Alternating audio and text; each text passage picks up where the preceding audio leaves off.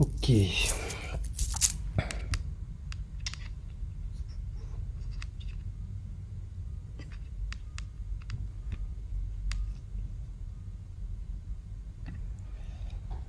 Ok, donc le live va commencer, donc je vais voir si les gens se connectent.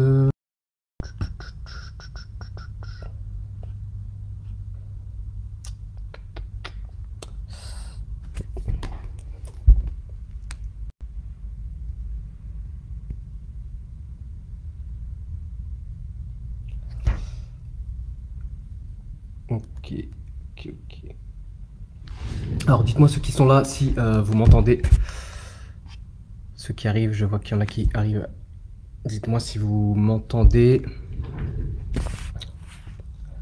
Parce que là, je reteste des lives sur Facebook et vu que ça fait un petit moment au niveau de la config, c'est moyen. Yes, donc Philippe, merci. Salut, bonsoir à toi.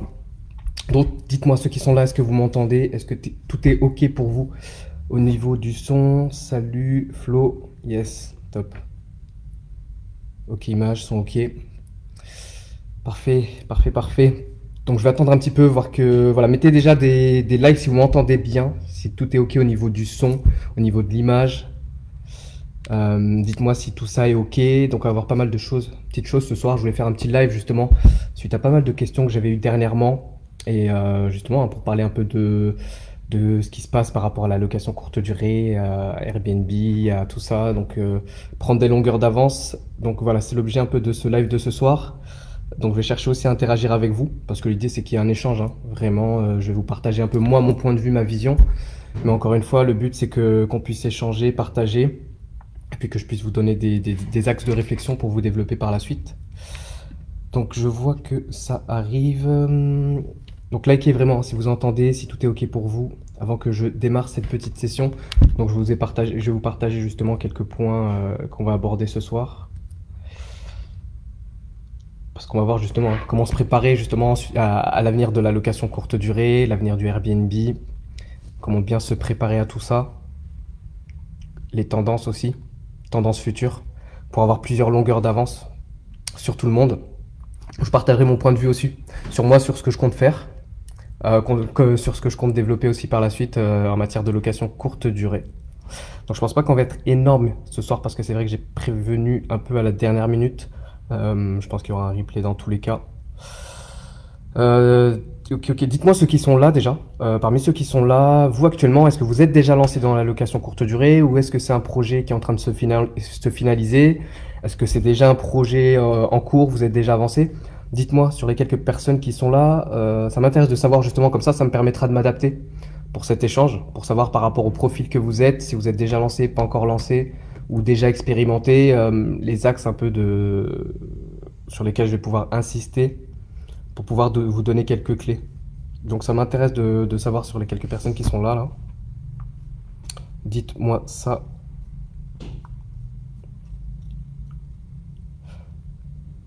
Yes, Perrine qui me dit c'est un projet. Ok, donc c'est un projet, c'est pas encore lancé, c'est encore en réflexion. Donc parfait. Donc yes, Edson, bonsoir. Jérôme, bonsoir à toi. Nickel, le son, parfait. Parfait. Donc je vois, ouais, donc il y en a aussi que quelques-uns que je connais. J'en sais un présent. Ouais, Jean, donc ok, présent, déjà lancé depuis quelques années. Donc c'est vrai, toi tu es un expérimenté. Il y a Edson aussi qui s'est lancé il n'y a pas très longtemps. Donc c'est parfait, parce que pour ceux qui sont lancés déjà depuis longtemps et ceux un peu moins longtemps, vous avez dû voir déjà une tendance se dessiner à travers tout ce qui se passe aujourd'hui. Et Philippe qui me dit déjà des biens LLD, projet d'une LCD d'ici fin d'année. Ok, top. Parfait, donc j'ai commencé tranquillement, on verra s'il y en a d'autres qui arrivent par la suite.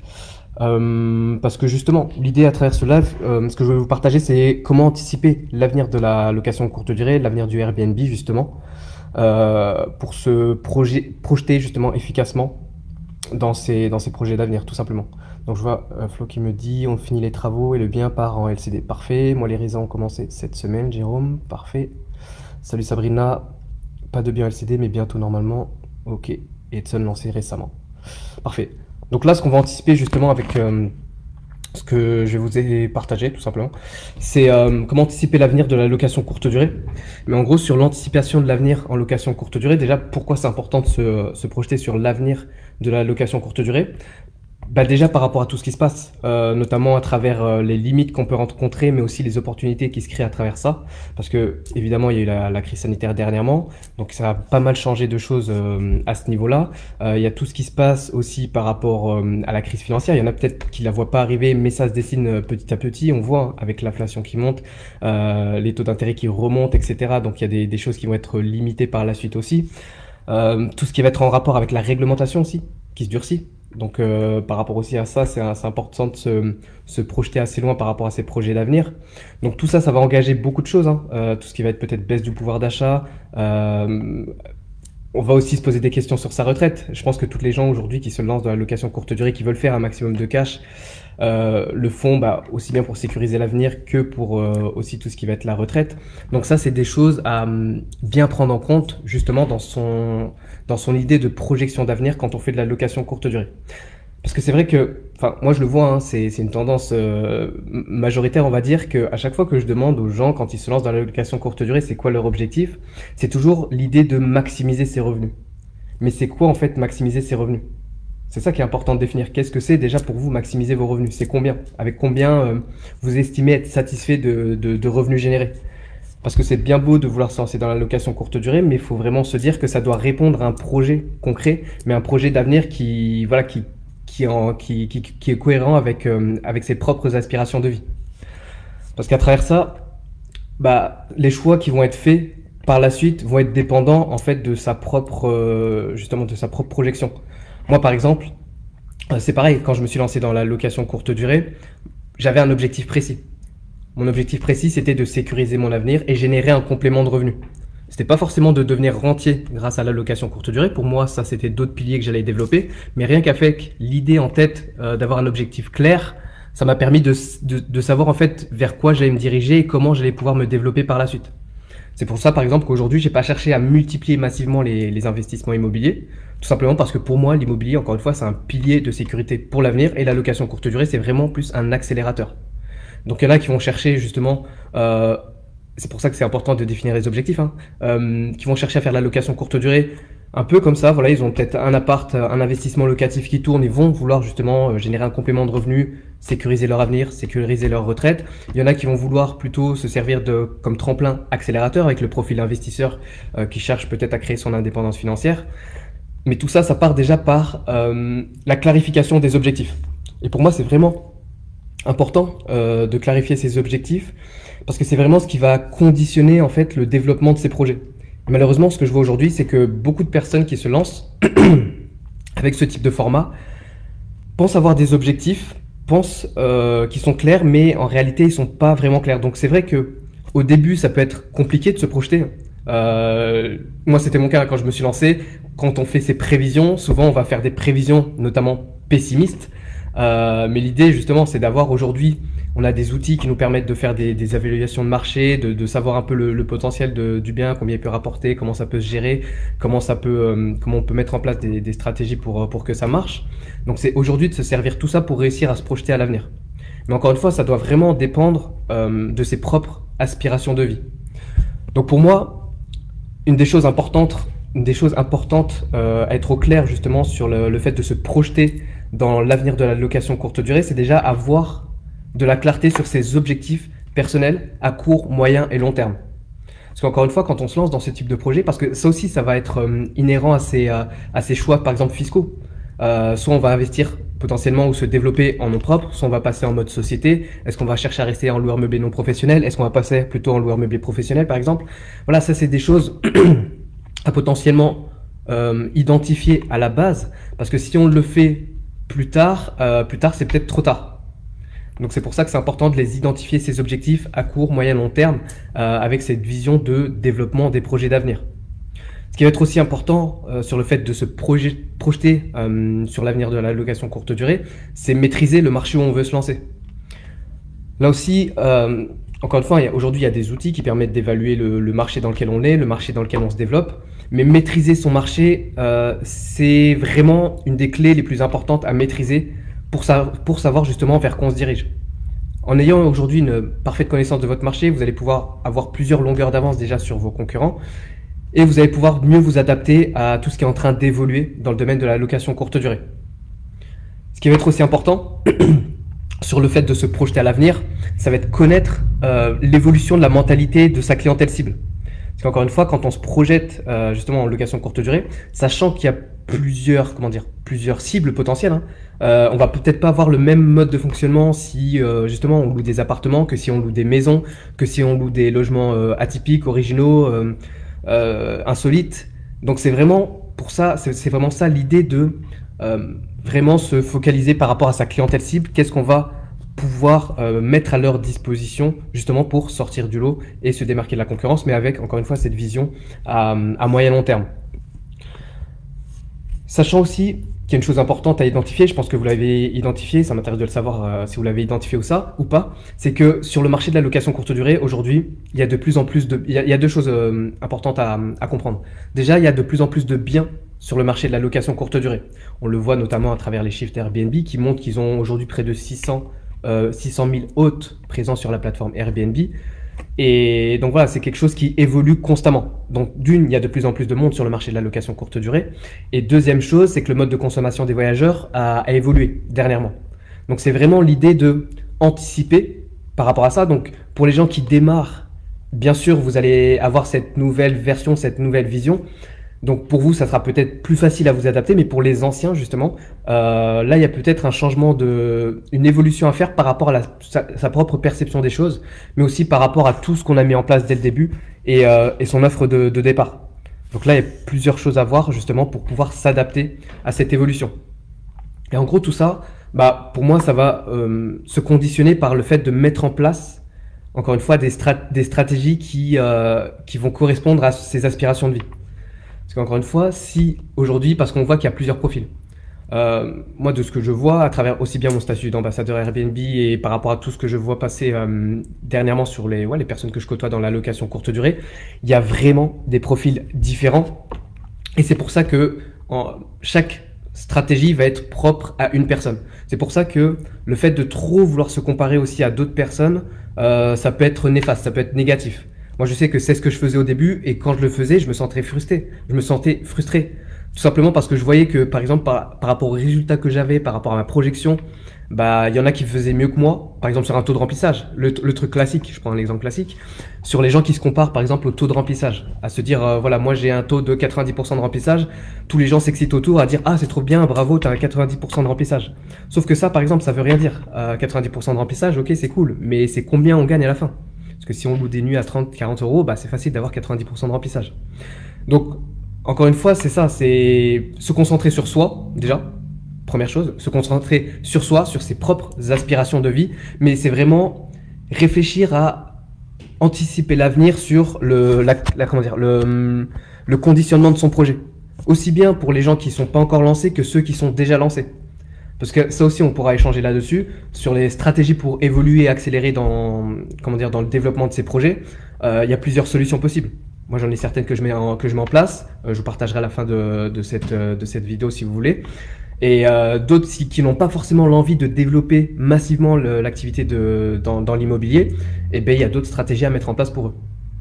Mais en gros, voilà déjà ce que je voulais vous partager sur le côté de l'avenir de la location courte durée, comment l'anticiper efficacement. Encore une fois, c'est vraiment l'objectif, l'idée de se concentrer sur ses propres objectifs, l'idée de se confronter vraiment à la tendance du marché actuel. Et ça va faire un peu la transition justement sur le fait des nouveautés que met en place Airbnb par rapport à ça. Parce que là, justement, il y a toute une évolution qui se passe, encore une fois, par rapport à tout ce qui s'est passé. Mais le fait de voir les nouveautés aussi qui se passent par rapport aux plateformes de réservation, ça donne pas mal d'indicateurs clés. Quand j'ai fait dernièrement un sondage pour savoir si les personnes avaient vu justement quelles étaient les nouveautés Airbnb et autres, ça m'a un peu surpris justement de voir que la plupart des gens n'avaient pas forcément vu passer ça. Mais aujourd'hui, encore une fois, votre rôle en tant que propriétaire exploitant en location courte durée, c'est de maîtriser tout ce qui se passe à ce niveau-là. Parce que si vous ne maîtrisez pas tout ce qui se passe sur le marché à temps réel. Donc c'est pas forcément y être tous les jours, à voir ce qui se passe. Donc moi c'est mon activité principale d'être dans le conseil là-dessus. Donc c'est normal que j'y suis tout le temps. Ça fait partie aussi de mon style de vie de beaucoup voyager, de voir ce qui se passe aussi à travers ces plateformes-là. Mais même en tant que propriétaire, c'est vraiment l'idée de aujourd'hui vous êtes un peu comme un entrepreneur, un chef d'entreprise. Donc c'est voir qu'est-ce qui se passe au niveau des tendances du marché, voir qu'est-ce qui se passe au niveau des plateformes de réservation, parce que pour comprendre aussi le fonctionnement des plateformes de réservation, il faut bien comprendre que eux, leur objectif, l'objectif des plateformes de réservation, c'est d'attirer un maximum d'autres propriétaires, de mettre leur annonce en ligne sur les plateformes de visibilité pour qu'elles génèrent des réservations. Donc eux, leur but, c'est de vous amener du trafic pour que vous puissiez faire des transactions, et c'est sur ces transactions qu'elles vous prennent ces commissions. Donc eux, leur rôle, c'est de faire votre pub. Donc si leur rôle c'est de faire votre pub, vous devez être capable de faire en sorte de répondre au maximum à leurs critères, qui va faire en sorte qu'ils vont vous apporter la visibilité nécessaire. Donc là, à travers ce que je vous partage, je vais parler plus des deux plateformes pour moi les plus puissantes du marché, même si encore une fois, le choix des plateformes va être à prendre en considération avec le type de bien qu'on exploite. Parce que là, je vais parler essentiellement d'Airbnb Booking parce qu'il représente aujourd'hui 80% du marché. Mais par exemple, que vous ayez je sais pas, justement, peut-être une villa, une maison, que vous proposez des logements originaux atypiques, bah peut-être que ces plateformes-là, ça sera peut-être pas les plus performantes pour vous. Mais encore une fois, voilà. Aujourd'hui, on sait que c'est les leaders de marché, on sait que c'est important d'être présent sur ces plateformes-là. Et justement, à travers les nouveautés qu'elles apportent, le but pour vous, c'est de vous adapter à la situation. Parce qu'encore une fois, tous ceux qui ne voient pas passer ce genre d'opportunités, parce que c'est des opportunités qu'elles créent pour vous mettre en avant, tous ceux qui ne sont pas sensibles à ça, bah en fait, elles vont passer à la trappe. Parce qu'elles ne s'adaptent pas à l'évolution. Moi, une chose que je recommande toujours, c'est au moins checker une fois par mois quelles ont été les évolutions à travers les plateformes. Moi, ça m'est arrivé de passer plusieurs mois sans aller sur une plateforme type Airbnb ou Booking, mais ça m'a surpris de voir l'évolution qu'ils mettent en place parce qu'il y a des tests constants qui sont faits, mais les évolutions qu'ils mettent en place pour apporter, encore une fois, un maximum de visibilité aux personnes qui sont présentes sur ces plateformes. Donc pour revenir rapidement, parce que je vais mettre en lumière justement plus Airbnb Booking par rapport aux nouveautés, déjà pour parler un peu des nouveautés Airbnb, moi, ça me fait toujours rire quand il y a les nouveautés un peu Airbnb qui sortent parce qu'il y a toujours le petit teasing, puis le petit scénario et après la vidéo du fondateur qui parle. Ça me fait penser à, je sais pas ceux qui l'ont vu justement, ça me fait penser un peu au lancement d'Apple quand Steve Jobs il faisait ses lancements de nouvel iPhone où il y avait toujours un engouement à travers ça, où il y avait des trucs, on pensait que ça allait avoir des trucs révolutionnaires. Alors que c'était pas si extraordinaire que ça. Voilà, il y a eu quelques évolutions majeures, mais voilà, par évoluer sur le côté voilà, design, etc., ça n'a pas énormément apporté.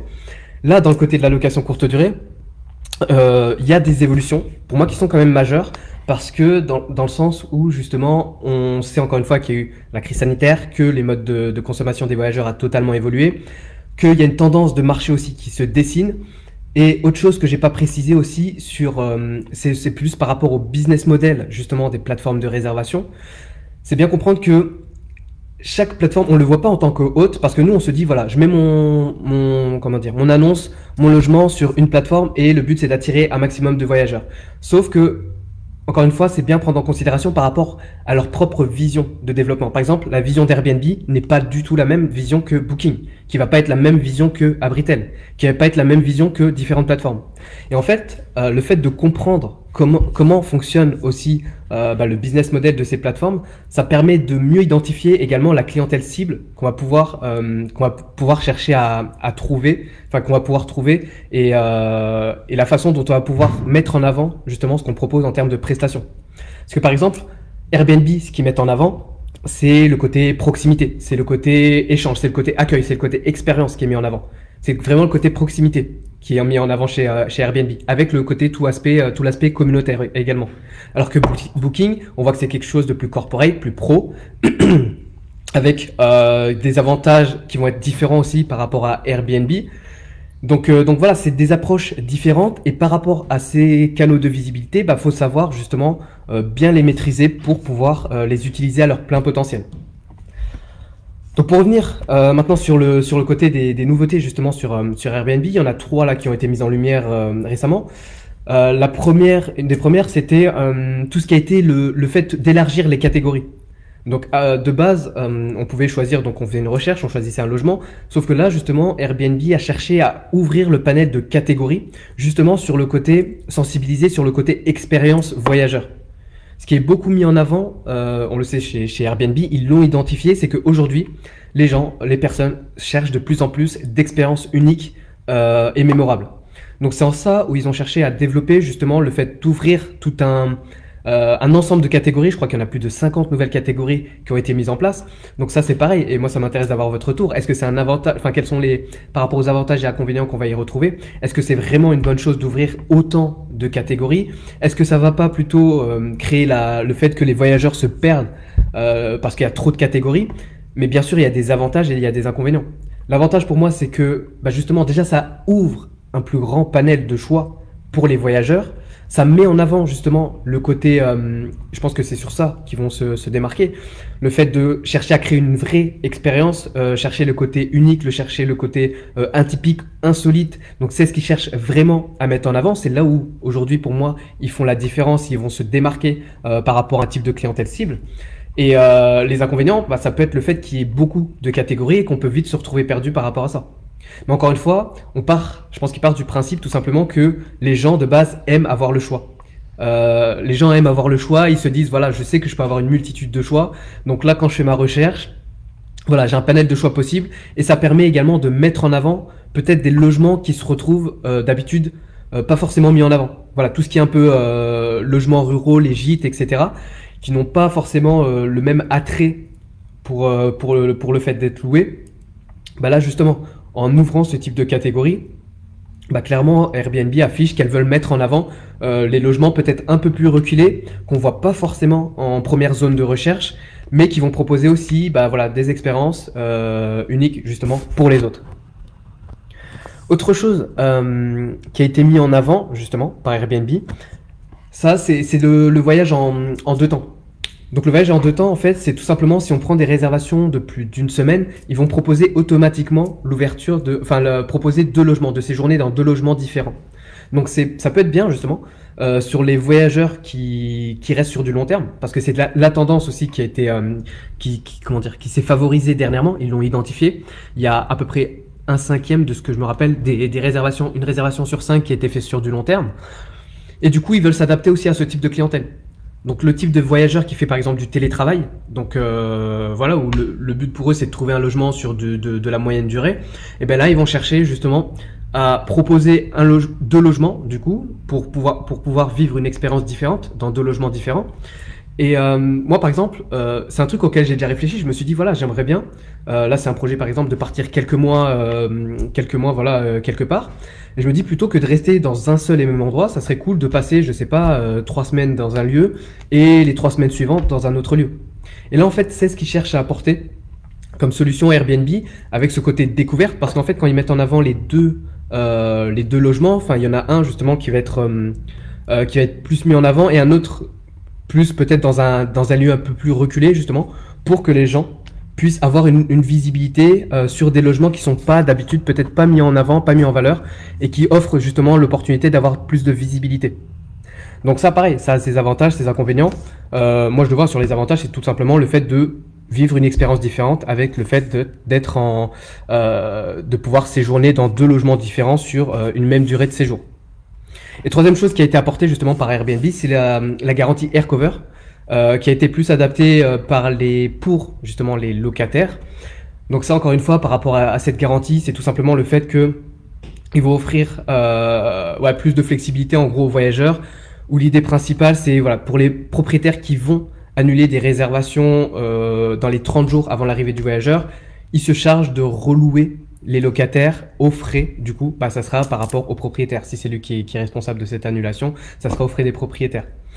Donc voilà, il y a ça, il y a aussi 2 autres choses, le fait de l'assistance 24/24 et je sais plus c'était quoi le 3e point, j'ai noté, je vais regarder rapidement, c'est le fait de voilà, la garantie, voilà, garantie que le logement proposé est vraiment un logement en bonne et due forme. Donc là la garantie est allongée jusqu'à 72 heures, que si un voyageur justement il estime que le logement qu'il a sélectionné ne correspond pas aux critères qui ont été partagés dans l'annonce, il a le droit de dire que voilà, ça correspond pas et de se faire reloger aux frais du propriétaire.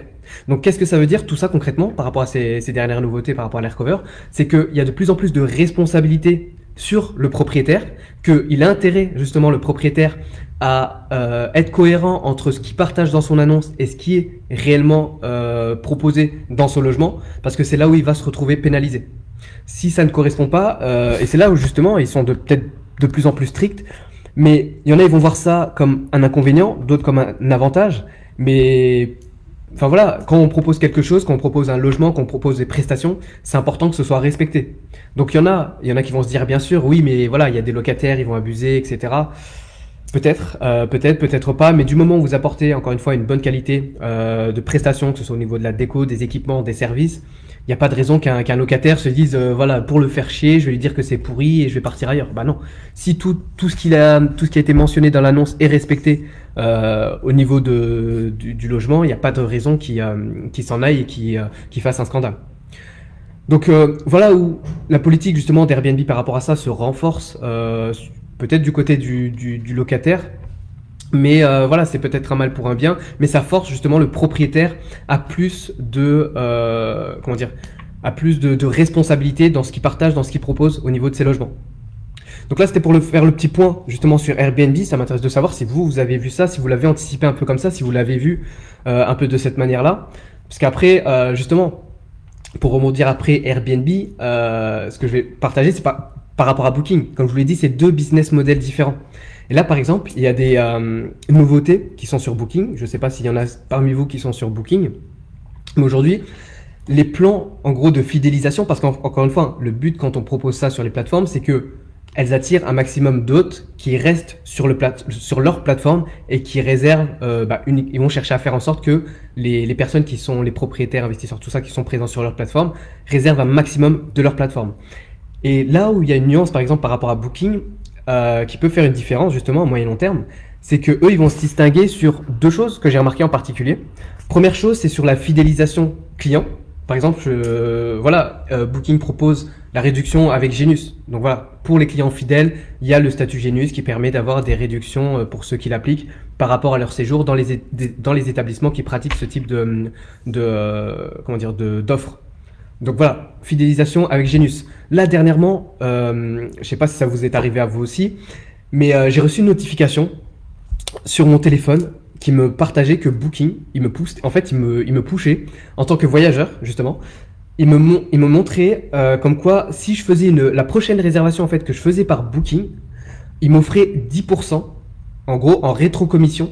C'est-à-dire que je choisis un logement pour un séjour, je dépense 500 € pour mon séjour, il me remboursait 10% du séjour pour l'appliquer justement à un prochain séjour. Là c'est pareil, en termes de fidélisation, je trouve que c'est un système hyper puissant. Donc là je me dis effectivement, si j'ai un autre séjour à faire, bah c'est intéressant parce que je vais avoir cette réduction. Je me mets dans la place là en tant que voyageur.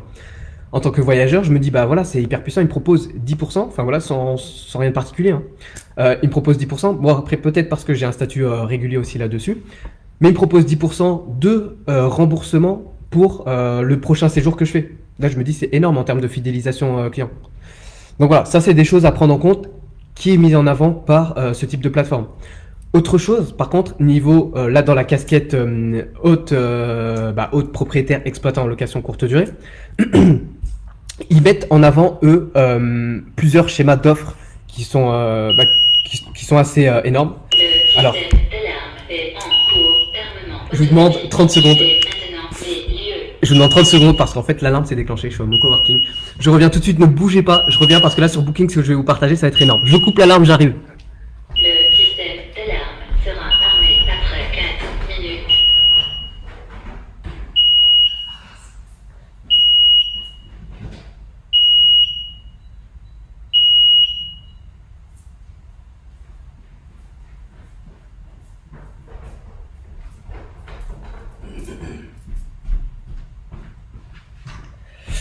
Oh là là, voilà, les aléas du direct. Bon, c'était pas du tout prévu cette alarme. Tac, je regarde en même temps rapidement les commentaires pour reprendre le fil. Parce que je vois que, ouais, Amélie était arrivée. Notamment le fait que les clients ont 72 heures à partir du début du séjour. Ouais, c'est ce que je disais, pour faire une réclamation et demander des réductions au remboursement. Effectivement, donc c'était ça. Et par rapport à Jean, ce que tu disais, ouais, Genius 2 et 3. Et du coup, je reviens par rapport à ce que je disais sur Booking. Parce que là, justement, ce qu'ils ont mis en avant, c'est, je trouvais, c'était les dernières, comment dire, les dernières offres qu'ils mettent à disposition des autres. Je trouve ça assez énorme. Parce que justement, donc il y a des, comme j'ai dit, il y a le Genius. Il y a la fidélisation par rapport aux voyageurs. Il y a pareil, il y a comment dire, une opportunité qui s'appelle le Smart & Flex, que moi j'ai pu tester et voir en fait les résultats que ça a apporté. Le Smart & Flex, pour expliquer ce que c'est, en gros ils vont offrir l'opportunité à certains voyageurs qui sont réguliers, qui ont peu de chances d'annuler leur séjour, de leur offrir des conditions de réservation avantageuses pour elles et de garantir, si elles annulent ces personnes-là, de garantir le fait que vous allez toucher quand même vos revenus. Pour expliquer concrètement avec un exemple, imaginons vous avez aujourd'hui des conditions d'annulation où vous dites à partir de 14 jours avant l'arrivée du voyageur, c'est en non remboursable. Eux, dans leur base de données, dans leur algorithme, un voyageur vient sur votre annonce, ils vont mettre en avant le fait de lui offrir une meilleure opportunité par rapport à votre logement. Par exemple, vous êtes en 14 jours annulation non remboursable, ils vont lui montrer que l'annulation non remboursable, à lui, elle va jusqu'à 7 jours. Et en gros, si la personne, après, elle annule entre les 14 jours et les 7 jours, Booking s'engage à vous, comment dire, dédommager, en gros, la réservation qui a été annulée. Donc, soit il dédommage la réservation qui est annulée par rapport à la période qui a été annulée, ou alors il y a une autre réservation. Donc, eux, en fait, ce qu'ils vont chercher à faire, quand ça arrive, ils vont chercher à pusher votre annonce pour qu'il y ait d'autres personnes qui réservent la période qui a été annulée. Et si justement la période qui a été annulée n'a pas été réservée ou elle a été réservée partiellement, eh bien ils vous remboursent la différence. Et là, moi, je me dis en termes de sécurité, en termes d'opportunité, c'est assez énorme. Il y a aussi, dernièrement, il y a aussi la réduction sur la commission pour cet été, par exemple. Là, pareil, ils offrent 30% de réduction sur toute nuitée. En gros, pour donner un exemple concret, parce que ça va être compliqué à expliquer, en gros, ils vous fixent des objectifs mensuels à atteindre sur un nombre de nuits à avoir réservé sur Booking. Si vous arrivez, je vous donne un exemple, ils vous fixent 10 nuitées à réserver sur Booking. Si vous atteignez 10 nuitées et après les 10 nuitées, si vous arrivez encore à avoir des réservations, là, sur toutes les réservations qui sont au-delà des 10 nuitées, ils vont appliquer 30% de réduction sur votre commission. Donc là, pareil, ils cherchent à faire en sorte que les gens, justement les autres, puissent réserver un maximum sur la plateforme Booking. Là, ils vous utilisent justement ce type d'argument qui est la baisse des commissions, qui est je trouve, un format assez énorme, pour faire en sorte d'inciter les gens à rester, à avoir un maximum de réservations par cette plateforme. Dernièrement, dernière chose que j'ai vue dernièrement par rapport à Booking également, c'est parce qu'après là, ce que je vous partage, il y a certaines personnes qui ont accès, d'autres je sais qui n'y ont pas accès parce qu'ils ont peut-être un compte trop jeune ou pas assez de retour là-dessus. Mais là, par exemple, il y a une opportunité qui s'appelle le Booking Sponsor Benefit. En gros, pareil, ils ont identifié, moi ils m'ont fait rentrer par exemple dedans automatiquement dans ce programme parce qu'ils ont remarqué que j'étais pas très compétitif par rapport aux autres plateformes sur lesquelles je suis présent sur Booking. Et en fait, automatiquement, ils ont fait une offre de réduction qui est prise en charge directement par eux. C'est-à-dire que par exemple sur mon annonce, ce qu'ils vont faire, il y a le prix qui est affiché, et il y a un voyageur, voilà, par rapport à leur algorithme, ils vont détecter un voyageur qui est intéressant. Ils vont lui offrir par exemple 10% sur mon annonce, mais c'est eux qui vont payer la différence. Donc moi, il va payer normalement. Mais du coup, au voyageur, il va voir que lui, il a fait une bonne affaire, mais c'est Booking qui s'engage, du coup, à reverser la différence. Donc voilà, ça c'est encore un autre programme qui fait en sorte que, voilà, il cherche à attirer encore une fois des voyageurs. Donc tout ça, en gros, pour vous partager les opportunités Airbnb, les opportunités Booking. Elles vont dans les deux sens, aussi bien pour le voyageur, mettre en place des systèmes avantageux pour les voyageurs, aussi bien que pour les propriétaires, justement, pour qu'ils font en sorte d'attirer un maximum de personnes sur leur plateforme et qu'elles réservent un maximum depuis leur plateforme. Donc c'est en ça où c'est important en fait de prendre part aux nouveautés, Parce que justement, c'est tous ces petits leviers mis bout à bout que vous allez pouvoir mettre en place qui vont vous permettre d'attirer un maximum de voyageurs, de booster votre visibilité et de pouvoir remplir efficacement votre calendrier. Mais si vous n'êtes pas au fait justement de ce qui se passe à ce niveau-là, quoi qu'il arrive par la suite, ça va être compliqué pour vous développer dans votre projet. Parce qu'aujourd'hui, je vois énormément de personnes qui se disent voilà, je comprends pas, j'arrive pas à remplir mon calendrier, ça se remplit pas, je suis présent sur Airbnb, je suis présent sur Booking. Ok, mais déjà, voilà, qualité de l'annonce, mettre en place tout ce qu'il faut en termes de critères de succès pour apporter un maximum de visibilité. J'ai vu d'ailleurs Brigitte qui disait que la commission Booking est énorme. Ça c'est pareil, tout est relatif. Elle est énorme parce que tu dois utiliser un mode de commission différent avec Airbnb. Bien comprendre que par rapport à Airbnb, il y a deux modes de commission possibles. Soit il y a une partie propriétaire et une partie locataire. Donc 3% propriétaire et un variable en moyenne à 14% pour le locataire. Ou c'est un fixe à 14% hors taxe, donc on va dire 17%. 17% de commission. Donc en fait, c'est la manière dont c'est présenté qui montre que effectivement la commission Booking, elle est énorme. Alors qu'en réalité, pour moi, elle n'est pas énorme parce que comme je le dis, c'est que ces plateformes-là, elles sont en charge de faire de la publicité. Donc, payer 17% pour avoir de la visibilité, de la publicité, c'est quelque chose de cohérent. Imaginez, voilà, tout simplement, je ne sais pas s'il y a des entrepreneurs parmi vous, mais quand vous avez un business que vous voulez le rendre visible, vous allez normalement payer de la pub. Quand vous payez de la pub, ça fait partie du budget. Donc, suivant le budget pub que vous allez mettre dans votre développement d'activité, ça correspond pour avoir de la visibilité, ça correspond exactement à la même chose. Sauf que là, c'est fait par les plateformes de réservation. Nous, on a l'impression, donc certains ont l'impression que les commissions sont énormes, mais plutôt que de payer de la pub de sa poche, c'est eux qui font notre propre pub. Donc, c'est en ça, pour moi, où il faut voir la façon dont c'est utilisé ces commissions, parce que voilà, c'est tout simplement de la visibilité. Alors que si on se débrouillerait nous-mêmes, déjà, il faudrait maîtriser tout ce qui est publicité, ou le faire, si on veut pas payer de la pub, le faire en organique. Mais le faire en organique, ça prend du temps, ça prend de l'énergie, ça prend des connaissances, ça prend de maîtriser le site, le SEO, etc. Donc c'est des connaissances, c'est des compétences à maîtriser. Donc ces plateformes-là, effectivement, elles prennent une commission qu'elle est scalée. Mais personnellement, en tout cas, moi, c'est mon avis. Je sais pas s'il y en a qui partageront ça ou pas, et je suis ok. S'il y en a qui partagent pas du tout mon avis, et dites-le moi d'ailleurs, ça m'intéresse de savoir. Mais le fait de payer des commissions, c'est ok parce qu'elles offrent, encore une fois, un maximum de visibilité. Imagine, tu postes ton annonce, le soir même, 1 heure, 2 heures après ou dès le lendemain, tu peux avoir une réservation. Il n'y a pas plus rapide. À moins que tu le fais toute seule, mais si tu le fais tout seul, ça peut être plus long. Ça va être plus long même, c'est sûr et certain. Donc voilà ce que je voulais partager sur les nouveautés. Et pour moi, justement, pour finir sur tout ça, pour se lancer et développer une activité qui va être rentable et pérenne sur la durée, pour moi, c'est simple. Je réfléchissais parce que c'est une question qu'on me demande quelquefois, c'est qu'est-ce que je ferais moi, justement, si je repartais de zéro aujourd'hui. Si je repartais de zéro, qu'est-ce que je ferais concrètement? Parce que là, on le sait, comme j'ai dit, sur le fait d'investir, ça va devenir de plus en plus compliqué. Certains ont les possibilités de le faire, d'autres pas forcément. Moi, personnellement, si je recommençais de zéro, est-ce que je partirais directement sur de l'investissement et faire de la location courte durée? Déjà, encore une fois, premièrement, ça dépend des objectifs. Mes objectifs aujourd'hui sont peut-être sont plus les mêmes que j'avais à l'époque où j'ai investi. Donc, par rapport à ça, la stratégie à adopter va être différente. Mais si aujourd'hui je voudrais me lancer, faire du cash rapidement grâce à la location courte durée, bien sûr que je partirais sur le modèle entrepreneurial, soit monter une conciergerie BNB, soit faire de la sous-location. Je garderai toujours l'esprit de faire de l'investissement, IMO. Pareil, toujours sur le côté sécuriser l'avenir, mais aussi générer un complément de revenus. Il y a les opportunités aujourd'hui qui se créent à travers les logements originaux, atypiques, insolites. Moi, je sais que ça, c'est des projets. Là, tout ce que je vous parle, c'est des projets dans lesquels je vais me développer.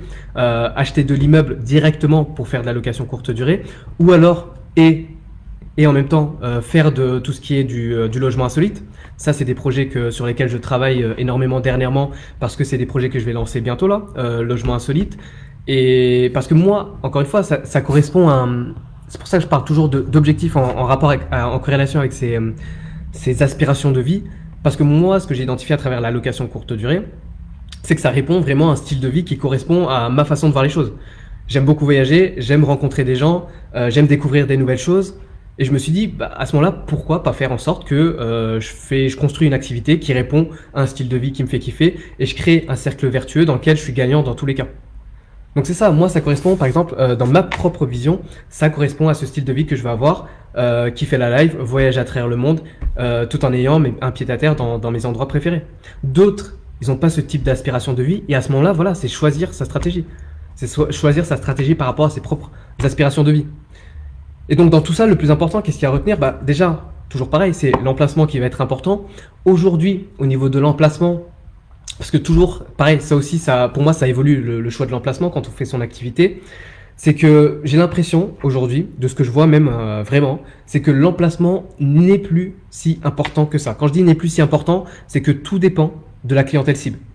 Je vais vous donner un exemple concret. Dernièrement, j'avais accompagné une personne qui avait investi dans un lieu, c'est dans le Cantal, où il y a quasiment rien, mais pourtant, son activité, elle marche. Pourquoi elle marche? Parce qu'il a fait en sorte de mettre en place quelque chose qui correspond à sa clientèle cible. Aujourd'hui, si vous allez dans des endroits un peu reculés ou quoi, si vous faites je sais pas, de l'écologe, du logement insolite, bah, ça va marcher. Si vous faites en sorte de mettre en place des stratégies pour attirer ce type de clientèle. Donc c'est en ça où, pour moi, l'emplacement, bah oui, l'emplacement va dépendre en fait du choix de la clientèle cible qu'on va avoir par rapport à son projet qu'on met en place. Parce que c'est assez large, hein, quand on fait de la location courte durée, ça peut être du gîte, ça peut être de la maison d'hôte, ça peut être de la location urbaine. Donc c'est en ça où je trouve que c'est hyper puissant. Hein. Toujours c'est hyper puissant ce modèle de fonctionnement, parce que c'est assez flexible, parce que c'est assez large, parce que ça correspond à différents types de modèles qu'on peut développer par rapport, encore une fois, à ses propres objectifs, à ses propres aspirations. Là, dernièrement, pareil, j'échange avec des personnes qui me disent, j'entends de plus en plus de personnes me dire, voilà, j'aimerais bien lancer un gîte, j'aimerais bien lancer un écologe. Voilà, ok, on n'est pas obligé de faire de l'investissement urbain dans la location courte durée, mais ça reste, encore une fois, de la location courte durée. Et tout ce que je vous partage, encore une fois, ça marche, peu importe dans lequel modèle vous l'utilisez, que ce soit gîte, maison d'hôte, voilà, que ce soit location urbaine ou location insolite, du moment où vous mettez ça en place, ça marche. Donc l'emplacement, voilà, c'est important, mais à prendre en considération avec la stratégie qu'on veut développer et la clientèle cible qu'on veut avoir. Parce qu'après, qu'est-ce qui va être important? Donc maîtriser justement l'emplacement, mais aussi maîtriser son marché. Aujourd'hui, on sait qu'il y a des outils par rapport à ça. Maîtriser son marché, vous pouvez savoir justement qui sont les meilleurs du secteur, combien ils génèrent. Vous pouvez vous projeter par rapport à ça. Donc bien maîtriser le marché pour savoir comment vous sortir du lot et vous démarquer de la concurrence. Après, ce qui va être important aussi, c'est d'avoir une stratégie de commercialisation. Donc tout ce qui va être au niveau de la qualité de l'annonce, je dis toujours, mais moi ça me surprend toujours. Là, je vois constamment des personnes, par exemple, qui se lancent sur Airbnb, qui mettent leurs biens en ligne, qui s'étonnent de ne pas avoir de réservation, mais c'est normal. Les photos ne sont pas de qualité, le titre il est tout pourri, la description n'en parlons pas, mais c'est normal en fait que les gens ne peuvent pas avoir de résultats si elles bâclent le travail. Donc c'est pour ça, améliorer la qualité de l'annonce, faites en sorte de ressortir en tête des résultats de recherche, mettez en place pareil des stratégies tarifaires qui évoluent sur la durée, mais surtout aussi ce qui est important, c'est chercher à faire vivre une expérience voyageur. Ça aussi, ça peut être négligé par certains, mais l'expérience voyageur, pour moi, elle est vraiment au cœur de l'activité. Sans expérience voyageur, que ce soit, honnêtement, que ce soit un voyageur touristique ou un professionnel, l'expérience se vit de la même façon. Donc chacun a ses objectifs quand il vient dans un logement. Justement, il y en a, ils ont des déplacements pro, il y en a, ils viennent pour des vacances, il y en a, ils viennent pour voir de la famille, il y en a, ils viennent en stage ou autre. Mais l'expérience voyageur, elle est globale. Donc, par rapport à la clientèle cible, c'est lui faire vivre l'expérience qui correspond à ce qu'il est venu chercher dans le logement. Et après, ce qui va être aussi important, c'est avoir son système de gestion en place. Donc, aujourd'hui, pour les personnes qui souhaitent justement avoir plus de liberté, plus de sérénité, profiter de leurs proches, c'est mettre en place des systèmes de gestion qui leur permettent d'avoir un maximum de liberté. Ça, on peut le faire en automatisant une partie, en déléguant une autre partie, ou alors tout déléguer, voilà, pour ceux qui veulent pas se prendre la tête, tout déléguer à une conciergerie. Donc voilà, mais tout, encore une fois, tout dépend de ses objectifs. On va pas forcément chercher à déléguer une conciergerie si on veut chercher à maximiser ses revenus. Donc là, il y a des systèmes hybrides, et c'est pour ça que j'en parle tout le temps. D'ailleurs, par rapport à ça, je vous partagerai plus à la fin, mais j'organise un autre live ce dimanche, hyper complet là-dessus, un atelier hyper complet, dans lequel justement je vais vous partager comment faire votre étude de marché en moins de 5 minutes chrono, voir, comme je vous le disais, en moins de 5 minutes chrono, combien génèrent les top leaders de votre secteur pour pouvoir vous identifier à eux et justement identifier combien vous allez pouvoir générer. Il y aura aussi, lors de cet atelier, toute une partie sur les stratégies justement pour maximiser vos revenus, remplir votre calendrier. Je vais faire en sorte d'optimiser une annonce Airbnb en direct. Donc c'est pour ça, ceux qui sont présents, n'hésitez pas à venir à cet atelier de ce dimanche-là avec votre annonce Airbnb. Ceux qui veulent la faire optimiser en direct, je l'optimiserai en direct avec vous. Voilà, session coaching en direct sur votre annonce pour pouvoir la faire performer en tête des résultats de recherche. Et je vous partagerai également lors de ce live le système à mettre en place pour automatiser et déléguer votre location courte durée sans perdre en qualité, mais aussi sans plomber votre rentabilité. Donc voilà, je vous mettrai le lien justement de cet atelier pour ceux qui veulent s'inscrire à cet atelier en live justement ce dimanche à 20 h pour ne pas le rater, pour voir voilà tout ce que je vais partager. Mais encore une fois, voilà, maîtrisez tout ça, mettez tout ça en place pour faire en sorte d'avoir les meilleurs résultats. Mais voilà, concentrez-vous sur l'important. L'important pour moi aussi, c'est d'adopter la bonne attitude. Aujourd'hui, je vois trop de personnes qui n'ont pas l'attitude qu'il faut quand on fait de la location courte durée. Encore une fois, vous êtes en mode chef d'entreprise, vous êtes en mode entrepreneur. Donc, je vais pas vous mentir, je vais pas vous vendre du rêve. La location courte durée, il y a des galères. Ça arrive potentiellement que voilà, des locataires, soit ils respectent pas, soit ils arrivent, ils disent une heure, ils arrivent pas à l'heure, soit il y a des petits trucs qui vont pas, mais ça fait partie du jeu. Donc moi, quand je vois des personnes aujourd'hui qui se plaignent du fait qu'il y a des locataires qui respectent pas, qui dégradent, etc., posez-vous les bonnes questions. Moi, en 5 ans, honnêtement, ça m'est arrivé deux fois, trois, on va dire 3 grands max. Mais 2 fois en 5 ans. Je vois des personnes, j'ai l'impression que c'est tous les mois qu'il y a des problèmes. Donc, il y a peut-être des choses à revoir. Moi, j'ai remarqué à chaque fois que ça arrivait, en plus de ça, à chaque fois que ça arrivait, c'est quand je faisais en sorte de brader mes prix. Du moment où j'ai apporté qualité de service nécessaire et augmenté les prix et que j'ai tiré mes prix vers le haut, j'ai attiré un autre type de clientèle, de voyageurs. Donc, voilà. Donc posez-vous les bonnes questions par rapport à ça. Donc voilà en gros ce que je voulais vous partager ce soir. Donc voilà, pour refaire rapidement un point donc sur l'avenir de la location courte durée, bien faire en sorte de clarifier ses objectifs, où est-ce qu'on veut aller, avec combien, parce que ça c'est les questions que je pose toujours, avec combien de revenus on est satisfait de vivre. Je vois pareil, pour donner des exemples concrets, il y en a qui me disent je veux générer 10 000 € de cash flow en LCD par bien. Ok, pourquoi pas, mais pourquoi faire 10 000 €? Est-ce que tu as vraiment besoin de 10 000 € pour vivre? Moi je suis content, mon investissement il me fait à peu près entre 1000 et 1500 € de cash flow. C'est ok, après je développe d'autres projets à côté, mais voilà, est-ce que ça correspond vraiment à ce qu'on veut réaliser? Est-ce que c'est vraiment réaliste? On peut le faire, hein, je dis pas qu'on peut pas le faire, mais est-ce que c'est vraiment 10 000 €? Pourquoi 10 000 €? C'est vraiment ça, mettre en place des objectifs qui correspondent à ses aspirations de vie. Donc c'est de cette façon déjà, vous allez pouvoir vous conditionner pour vous projeter sur l'avenir de la location courte durée, en prenant en compte justement toutes les limites, les opportunités qui se créent, parce que là j'en ai peut-être pas trop parlé, mais tout ce qui va être restriction au niveau de la législation, etc., bah, ça s'anticipe. Aujourd'hui, on sait que dans les grandes villes, bah, c'est compliqué. Bah, cherchez pas forcément à être dans les grandes villes. Moi, je l'ai vécu et là, je le vis hein, dans mon secteur. Bah, je me fais pénaliser. C'est ok, mais ça, on l'anticipe avant. Ça, je l'ai anticipé sur mon investissement. Je l'ai anticipé. Aujourd'hui, bien sûr, la loi, elle se referme sur certains types de propriétaires. Moi, honnêtement, je le vis entre guillemets bien parce que je me suis préparé à ça dès le départ, parce que j'ai bien investi, parce que j'ai calculé les différents scénarios, parce que j'ai anticipé l'avenir, parce que je sais comment ça va se passer en cas de sortie. Voilà, c'est des choses qui s'anticipent. Donc le but, c'est pas d'avoir forcément tout parfait, mais c'est des choses qui s'anticipent, qui se travaillent en amont. Et ça, justement, tout ce que vous mettez en place aujourd'hui, ça va conditionner votre avenir par rapport à votre projet, par rapport à vos projets d'évolution. Par rapport à vos projets d'avenir. Moi, par exemple, sur une des stratégies, pourquoi je cherche pas à multiplier aujourd'hui mes biens. Mon objectif principal, donc comme j'ai dit, sécuriser l'avenir et générer un complément de revenus. Je sais que par exemple, pour rester en LMNP, qui va être le statut le plus avantageux pour moi, maximum barre des 23 000. Et après, au-delà de ça, bah, je repasse sur un mode société si je veux continuer à me développer. Donc c'est ça, c'est réfléchir à tout ça en fait. C'est ce mode de réflexion stratégique qui est important à définir dès le départ. Après, pareil, sur le côté, les nouveautés un peu qui vont drainer l'avenir de la location courte durée, bien se tenir informé des nouveautés Airbnb, Booking, mais aussi des autres plateformes. Parce que c'est, encore une fois, comme je l'ai dit, hein, c'est elles qui vont vous apporter un maximum de visibilité.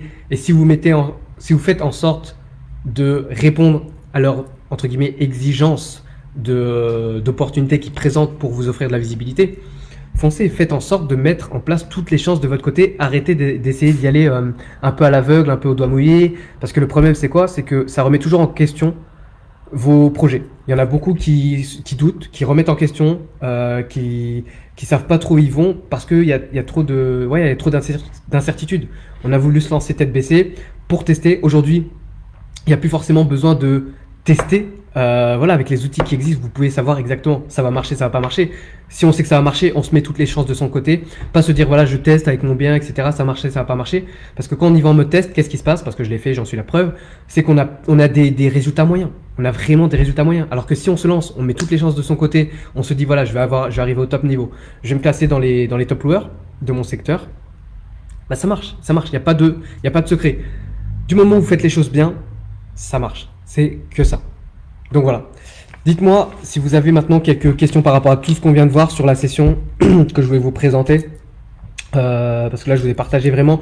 Là, c'était vraiment une session en mode plus point de vue stratégique que technique. C'est pour ça que je vous dis, voilà, soyez présents au live dimanche. Ceux qui veulent le lien, dites-le moi, je vous l'enverrai pour vous inscrire à ce live, à cet atelier en live que je fais vraiment. C'est très rare que je le fais. Là, je crois la dernière fois que je l'ai fait, c'était début d'année, tout début d'année. Cet atelier où il y avait vraiment énormément de contenu, de pépites. Donc voilà, si vous voulez être présent à cet atelier, il est gratuit, il est offert. Donc voilà, vous me dites, je vous enverrai le lien pour participer, vous inscrire à cet atelier. Donc Amélie qui me disait, je profite de boire un coup. Alors Amélie, tu me disais, je me tâte à passer une maison de village en LCD, pas encore signée, quelques annonces sur le secteur mais pas énormes et je trouve qu'ils mettent leur prix bien trop bas. Faudrait faire une étude plus poussée. Exactement, c'est ce que je disais, c'est que soit justement dans ta configuration, dans ta situation, faire une étude de marché plus poussée, mais avant de peut-être, quand tu fais cette étude de marché plus poussée, c'est déjà qu'est-ce que toi tu veux offrir en termes de prestations et qui est ta clientèle cible. Qui est-ce que tu veux cibler? Peut-être qu'aujourd'hui, toutes les personnes qui sont présentes dans ton secteur, qui ont des prix trop bas, bah eux, ils cherchent tout simplement, je vais dire une bêtise, elles cherchent à attirer peut-être des ouvriers qui viennent dans leur secteur et qui ont un petit budget. Ça peut être une cible.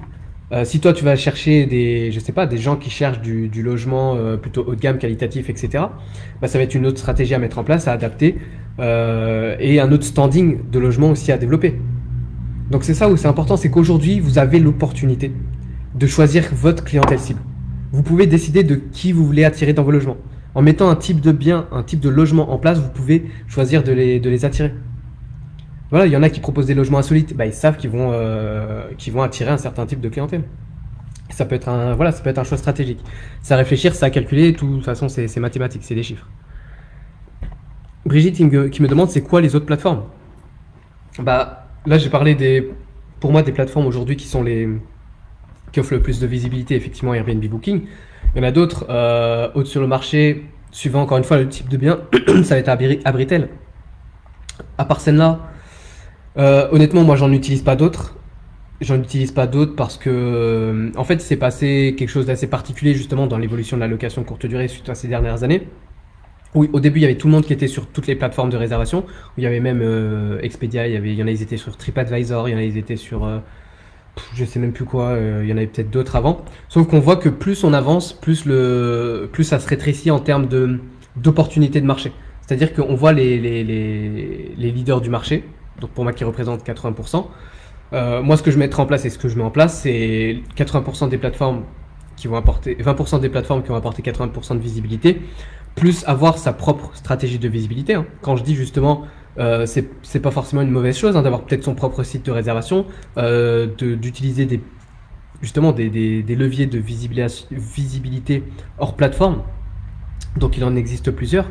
Mais si ça t'intéresse justement, viens au live de dimanche, je présenterai tout ça. Mais voilà, aujourd'hui Airbnb, Booking, Abritel. Mais c'est ça qui est le plus important à comprendre, c'est que le choix de plateforme, ça fait pas tout. On peut choisir d'être présent sur Airbnb, sur Booking, mais le but c'est pas d'être présent pour être présent, c'est être présent, mais voilà, viser le top de ces plateformes. C'est chercher à être parmi les meilleurs de ces plateformes-là. Parce que si vous êtes encore une fois dans le ventre mou, dans tout ce qui se fait de manière moyenne, bah c'est normal qu'il n'y a pas de résultats, c'est normal que peu de gens réussissent à remplir efficacement leur calendrier. Ne cherchez pas juste à être présent sur une plateforme, parce que voilà, cherchez pas juste à être présent sur une plateforme pour être présent sur une plateforme. Parce qu'on le sait, tout le monde est présent sur Airbnb, tout le monde est présent, non, tout le monde est présent, beaucoup de monde est présent sur Airbnb, très peu de gens sont présents sur Booking. Donc voilà, j'en parlerai aussi ça dans l'atelier de dimanche par rapport aux différentes stratégies possibles par rapport au fait de se développer là-dedans. Mais voilà. Yes, n'hésitez pas hein, si vous avez encore quelques questions. Je boucle la session dans 5 minutes. C'est pas mal de randonneurs, de gens, donc Amélie qui me dit c'est pas mal de randonneurs, de gens de passage pour visiter. En décembre, il y a des milliers de personnes qui viennent pour le circuit des crèches. C'est certain que notre standing sera plus élevé que ce qu'il y a sur le marché. Exactement. Ben voilà, tu as déjà fait ta petite étude de marché, donc maintenant, vois, est-ce que tu es la seule à... Voilà, est-ce que par rapport à ce que tu veux proposer, tu seras la seule? Est-ce qu'il y en a d'autres qui vont proposer ce type de logement que tu proposes? Là, justement, tu peux créer aussi... Il y en a qui vont chercher à créer un marché, c'est possible. Moi, je suis pas fan hein, de créer un marché. Après, ça dépend. Ça dépend si c'est par exemple sur du logement insolite. C'est du logement insolite, donc ça répond à un certain type de clientèle. Ça, c'est totalement OK. Donc, à voir ce qu'on propose. Philippe qui me demande, as-tu mis ton ou tes biens sur ton propre site de réservation? Si oui, cela représente combien de pourcents de réservation? J'ai mis oui. Donc moi j'ai des stratégies de visibilité hors plateforme. Et ça représente l'année dernière, parce que là j'ai pas encore tous les chiffres de cette année. D'ailleurs j'ai fait une vidéo sur YouTube, si ça t'intéresse de la voir, où je te partage. Je t'invite, va la voir. Vidéo sur YouTube où je partage combien rapporte réellement un Airbnb, et je te partage dans cette vidéo, je te partage tout, c'est-à-dire tous mes résultats sur un de mes appartements sur un an complet, où je montre le taux de remplissage Airbnb, les revenus générés, taux de remplissage Booking, revenus générés, taux de remplissage site de réservation en direct et revenus générés. Et voilà l'impact de ces différents canaux sur les résultats que j'ai fait, tout simplement.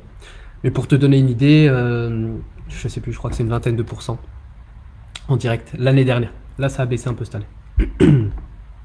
Et Aspirine, tu me dis, je vais bien participer à l'atelier de dimanche. Carrément, ce que je vais faire, c'est que je vais mettre le lien pour s'inscrire à l'atelier. Comme ça sera plus simple. Je vais le mettre directement dans les commentaires. T'as coulé ce lien.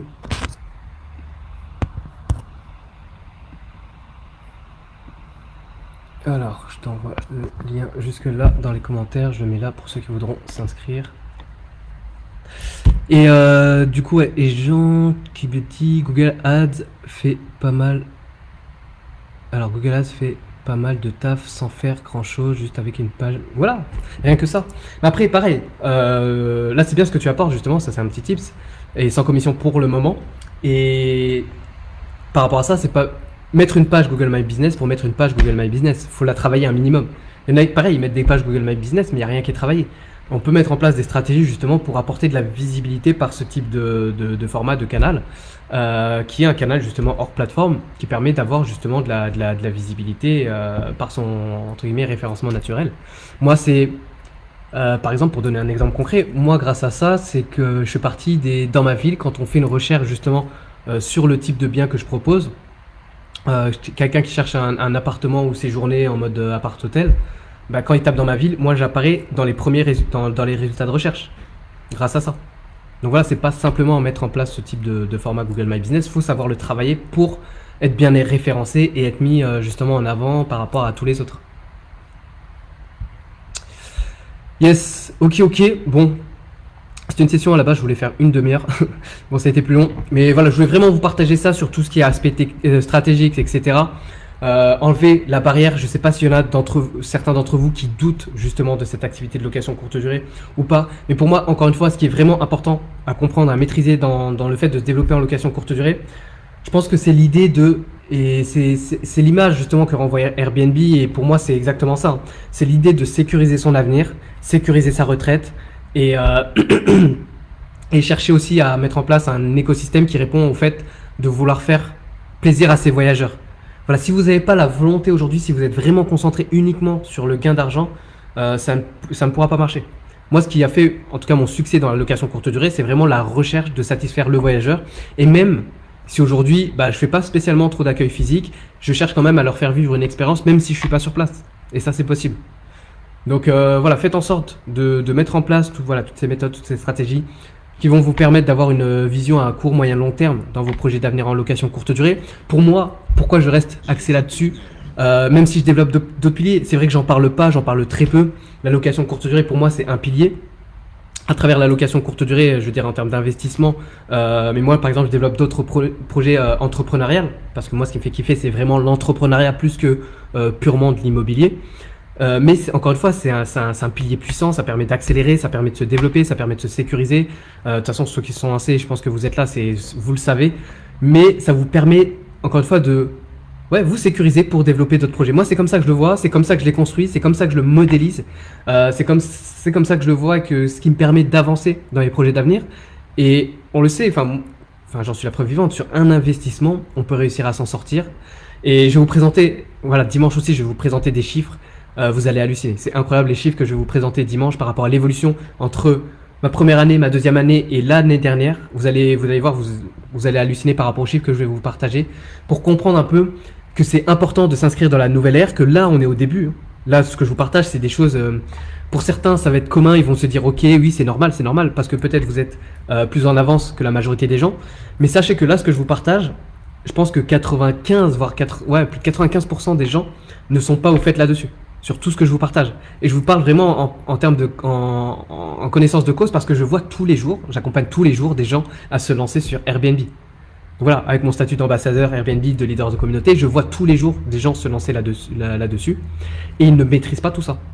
Donc tout ce que je vous partage, vous allez avoir des longueurs d'avance pour développer vos projets d'avenir, projets d'investissement, projets entrepreneurial. Enfin voilà, je vous partagerai même, je pense, dans une autre vidéo le type de stratégie que moi je développe vraiment, peut-être plus en détail grâce à la location courte durée, qui peut être un levier puissant. Pour moi, quand on est entrepreneur, et c'est pour ça que je parle toujours d'attitude, le côté attitude, chef d'entreprise, entrepreneur, parce que quand vous faites cette activité, vous faites pas de la location classique, vous n'êtes pas un investisseur classique, vous avez un rôle à jouer, vous avez des tâches à gérer, ou alors vous avez le rôle investisseur classique et vous déléguez tout à une conciergerie. Ça aussi, c'est pas du tout un souci, hein. Mais je parle plus pour ceux qui aiment bien avoir un minimum de contrôle, c'est un peu mon cas, j'aime bien avoir un minimum de contrôle, je veux pas que tout soit délégué à une entité où j'ai aucun contrôle, parce que moi je sais que par rapport à mes compétences, on va dire compétences et connaissances, je vais faire mieux qu'eux. Après ça s'est avéré, j'ai testé et c'était ça.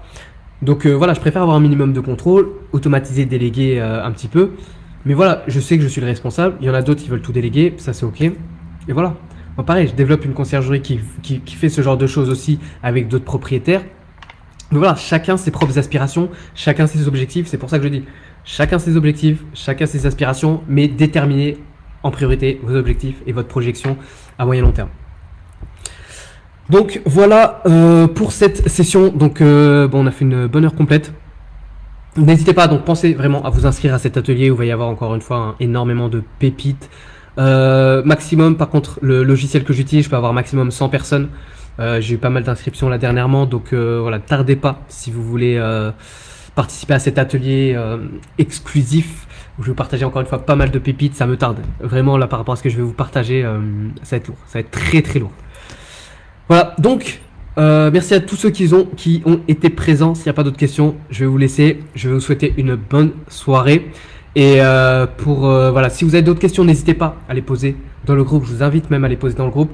Pensez à aller faire un tour également sur la chaîne YouTube. Je vous partage encore une fois voilà, un maximum de choses sur la chaîne YouTube. Vous pouvez démarrer, vous lancer, vous développer rien qu'avec en contenu gratuit ce que vous partage dans la chaîne YouTube. Et pour ceux qui veulent voilà, voir un atelier en live ce dimanche, il y a l'atelier en live que j'ai préparé, que je vais vous présenter pour pouvoir mettre en place. Voilà, tout. En fait, ce que je vous partageais, c'est ce que moi j'ai mis en place, que je mets en place pour les clients que j'accompagne, qui leur permettent justement de performer, d'avoir de la sérénité dans ce qu'ils font, d'avoir de la vision, de la projection et des résultats concrets, tout simplement. Donc voilà. Donc merci à tous pour votre participation et je vous souhaite une bonne soirée. À très bientôt. Ciao, ciao.